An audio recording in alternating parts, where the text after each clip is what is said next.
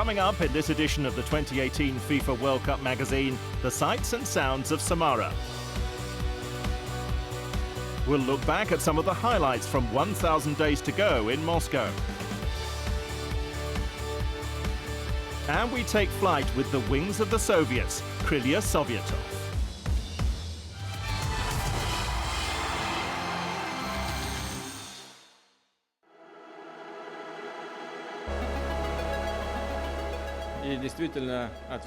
I greet everyone at this ceremony, all the fans of football, the greatest sport in the world. I greet you with an open heart. On the 18th of September, Russia marked 1,000 days to go until the start of the 21st FIFA World Cup. And fans got an early taste of what to expect from football's greatest festival in Moscow's Red Square. The iconic location was transformed into a football pitch as players representing the under-16 teams from the last three FIFA World Cup winners, Italy, Spain and Germany, joined the hosts in a mini-tournament. It's a milestone for the public of Russia, it's a milestone for football fans around the world, and it's also a milestone for us in terms of getting the operations ready. So it's all about a celebration and the build-up of excitement towards the summer of 18 now. Aside from the football action on offer, fans had the opportunity to see the FIFA World Cup trophy and meet a number of former players, including Germany's 1990 winning captain Lothar Matthäus and Alexander Kersakov, Russia's all-time leading goalscorer. This is an important event. In my country, an event like this is a great opportunity to get people together, to get all football supporters to unite, because everyone is looking forward to hosting the World Cup. Playing knockout football, the teams faced off in a 6-on-6 format. Following wins over Italy and Germany respectively, Russia and Spain met in the final, with the Spaniards proving too strong for the hosts. With the football of the highest standard, organisers will be hoping it's a precursor of things to come in 2018.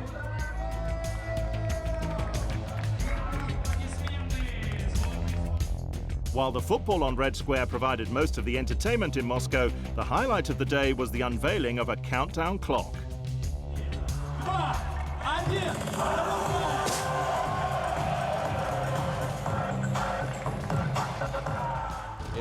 It's a reminder to all of us, organisers, players, all the football fans here, that the World Cup is coming soon, that it will take place in Russia, a beautiful and an amazing country. I'm very confident that it will be a well-organised tournament. I'm sure it's going to be an absolutely fabulous event. It will stimulate people to go in for football and for sports. We expect a boost in young people wanting to play football or doing sports in general. So that is the most valuable legacy. The 2018 FIFA World Cup will be the largest sporting event that Russia has ever hosted, and judging by the 1,000 days to go event, the excitement is growing.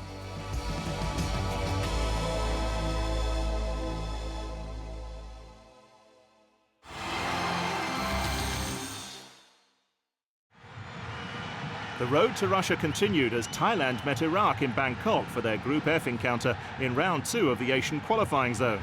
The hosts were looking for their third win in a row, but fell behind thanks to Justin Meram's smart finish.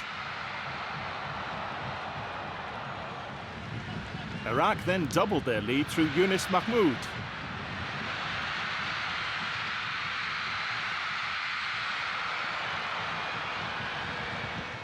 Thailand were handed a lifeline in the 79th minute when they were awarded a penalty, which their captain Tiraton Bunbatan duly scored. Spurred on by this, the Thais equalised 3 minutes later as Mongol Tosakrai converted Sarawut Masuk's cross. The 2-2 draw means Thailand stay top of the group, 3 points ahead of Iraq, who have a game in hand. Elsewhere in Asia, in Group D, Iran took their 100% record in qualifying to Bangalore, where they faced India. The visitors dominated from the outset and took the lead in the 28th minute through Sadari Azmon. Shortly after half-time, the three-time Asian champions doubled their advantage through their captain, Andranik Taimurian.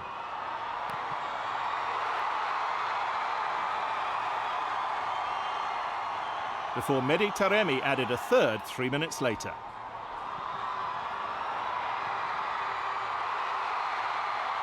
Iran's 3-0 victory sees them move to the top of the standings on 7 points, above Oman and Guam by virtue of superior goal difference. In the third round of qualifying in the North, Central America and Caribbean zone, Jamaica met Nicaragua for the second time in 5 days. Having lost the first leg 3-2, the Reggae boys needed to score at least twice to progress. And they took the lead in the 12th minute through Darren Mattox.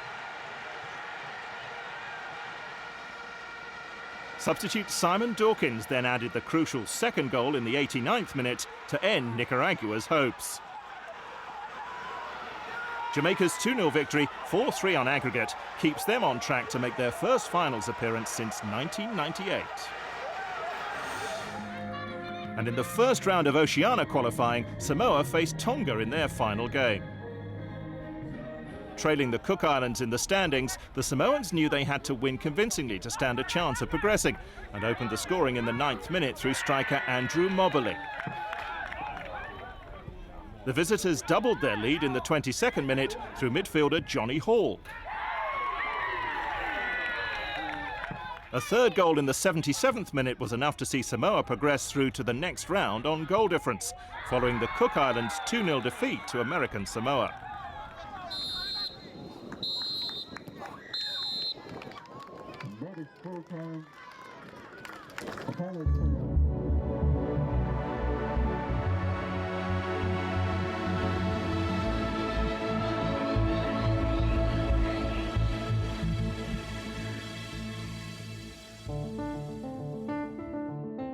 On the 21st of July 2014, a ceremony was held in Samara, where the president of the Russian Federation, Vladimir Putin, laid a foundation stone to mark the start of construction work on a new stadium.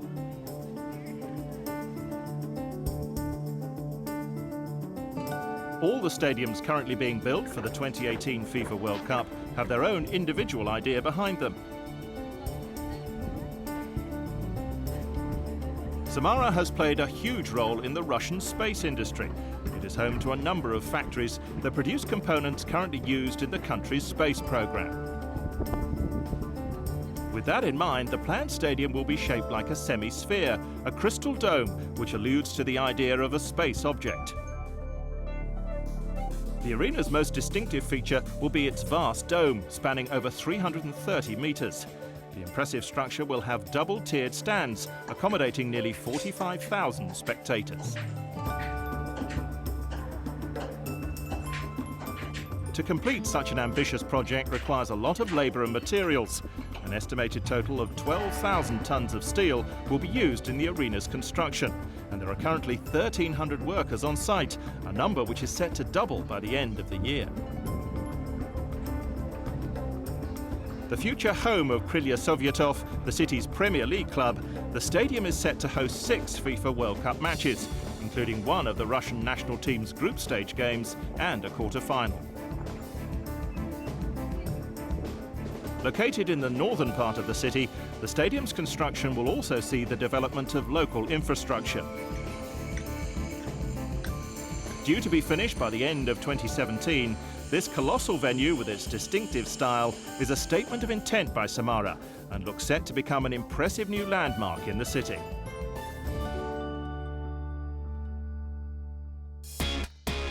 "11 of Russia's cities will host the 2018 tournament, and football will only be part of the attraction for visiting fans. So what is there to see and do?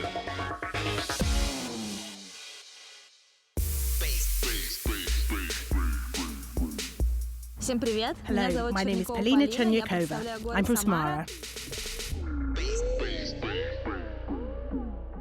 I'm part of the dance team, Black President, who are standing behind me.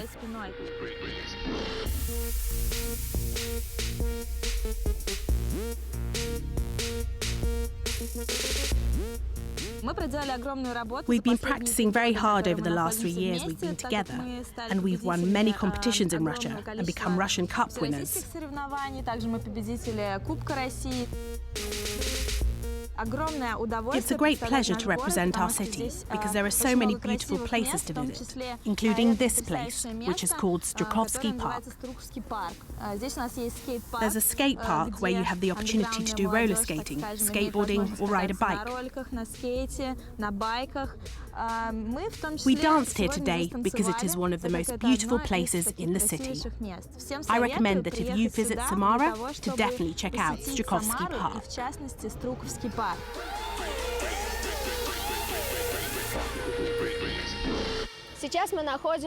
Now we're in Pushkin Square, named after the most popular poet in Russia. From here you can enjoy the view of the river Volga. Go to the drama theatre and the opera and ballet theatre, which is situated in Europe's biggest square. And this is Kuybyshev Square, which is the largest square in Europe. And during the World Cup in 2018, there will be a fan zone here for all the fans to enjoy.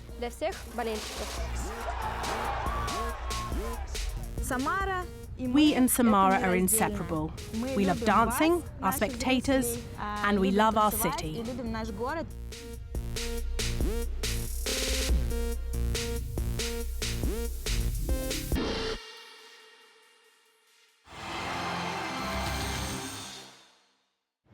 Hi, my name is Ola, and I'm going to film a short video about Krylya Sovetov beach soccer here in Samara.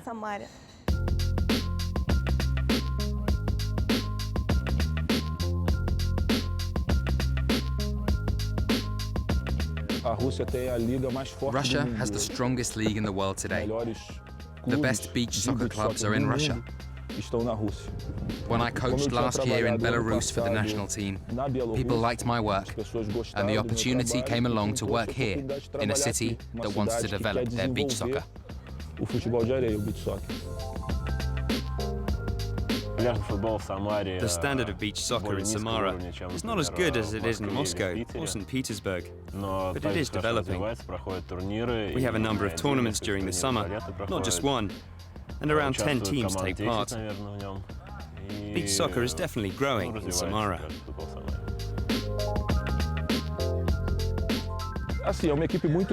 This is a very young squad. The average age is 21 years old. So they are young. They're not experienced. But they have the will to learn, and this makes my job easier. They will need some time to adjust to a different way of working.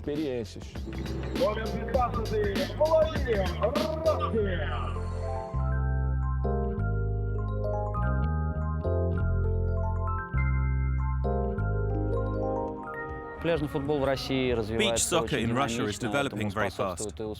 I put this down to the success of our national team.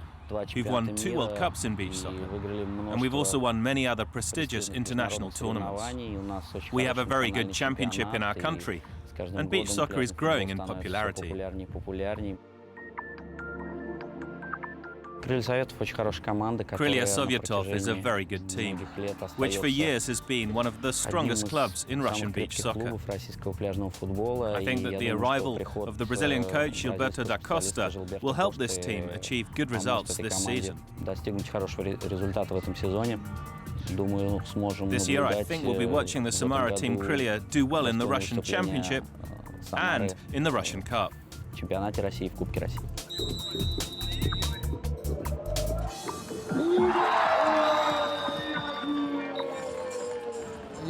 I think that Krylia are heading in the right direction. We only have 3 players from other cities, the rest are players from Samara. We're one of only a few teams that focus on local talent.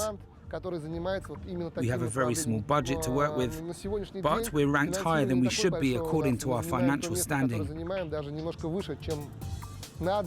Today we compete for bronze or silver medals in the Russian Championship with a relatively small budget.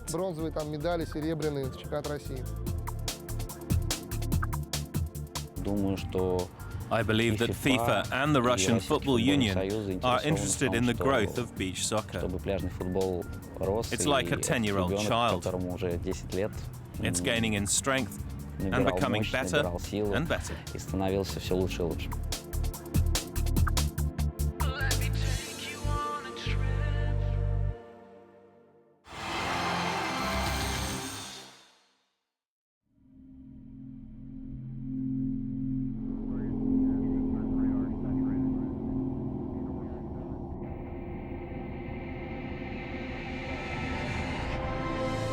fascination with the universe beyond our own planet is as limitless as the universe itself. On the 12th of April 1961, Russian cosmonaut Yuri Gagarin became the first human to be launched into space, completing a single orbit of the Earth in a Vostok spacecraft.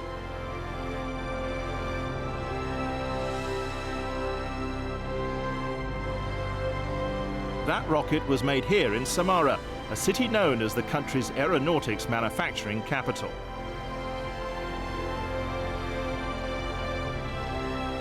One of the city's most unusual and interesting landmarks is a real-life Soyuz rocket, which was installed in 2001 to celebrate the 40th anniversary of that first manned flight into space. 6 years later, the Samara Cosmos Museum was opened, exhibiting rare documents and models of satellites and rockets, many of which were produced in the city's factories. Many people who visit the museum feel involved, and for the citizens of Samara, they have many reasons to understand this involvement. There is no family in Samara who doesn't know someone who was connected with the manufacturing space industry. People here understand that it's impossible to abandon space exploration. It's important, and we'll never abandon it.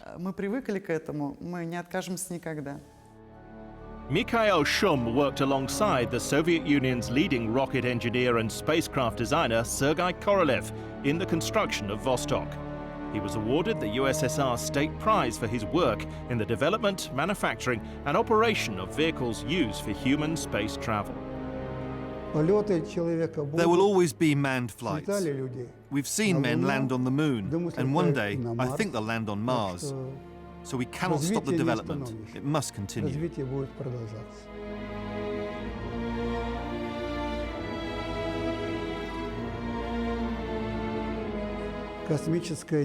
Space exploration is very profitable because, first and foremost, it creates new technology that wouldn't happen without the relevant research. For example, satellite television, communication, data for geology, cartography, water resources are all things which we've seen come from the work done in space research.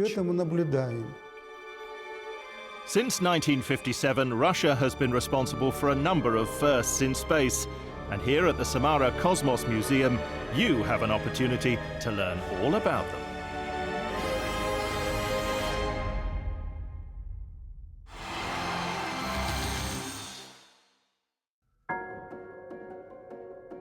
During the Second World War, many people from Moscow evacuated to Samara. Despite the hardships of war, people still found time to play football. And in 1942, PFC Krylya Sovetov was formed. The club is one of the oldest in Russia and won the Soviet First Division 5 times before the breakup of the USSR in 1991. Since then, their best league finish has been third, which they achieved in 2004. In subsequent years, they've failed to reach such heights, and in 2014, the club found themselves relegated for the first time. It was bad. The club was in a horrible situation, economically and psychologically, and we were also badly staffed. It was more of a shock to be relegated than promoted. The club persuaded the 1986 FIFA World Cup semi-finalist and former Belgium and Anderlecht coach Frank Verkouteren to take over. Under his guidance, Krylia won the second division title, returning to the top flight.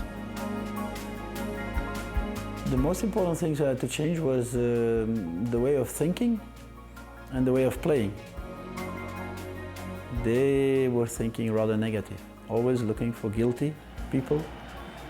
Never looking for solutions, and a lot complaining, staying in comfort sometimes and putting all the responsibility to the other ones, making no choices, just waiting that the coach was going to say or tell them what they had to do.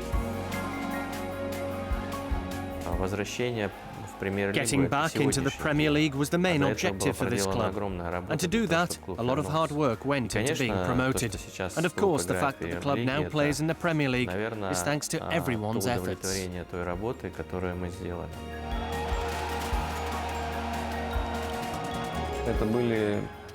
They were great emotions after the last game of the season.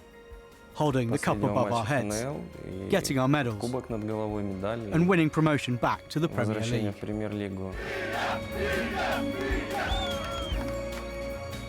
Krylya are one of the best supported clubs in Russia, and evidence of this is everywhere in the city.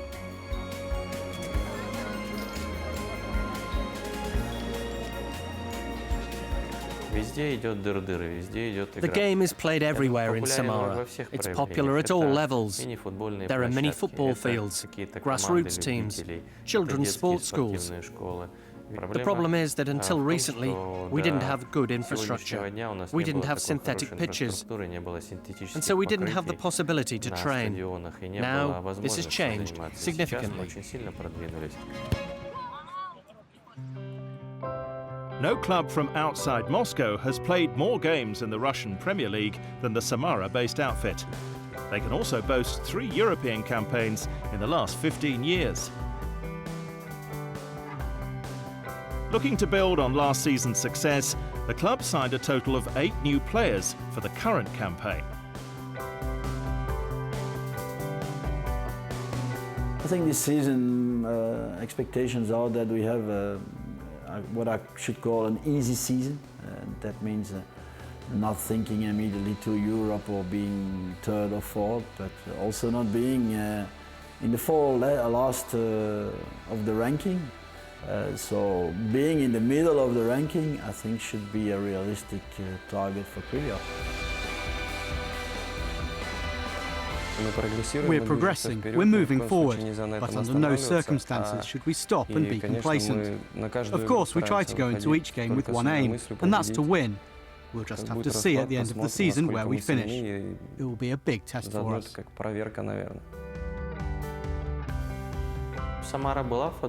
Samara has always been a football city. If you look back at our history during the 2000s, we had the highest stadium attendance in Europe. We were always sold out, and that's when the team finished third in the league.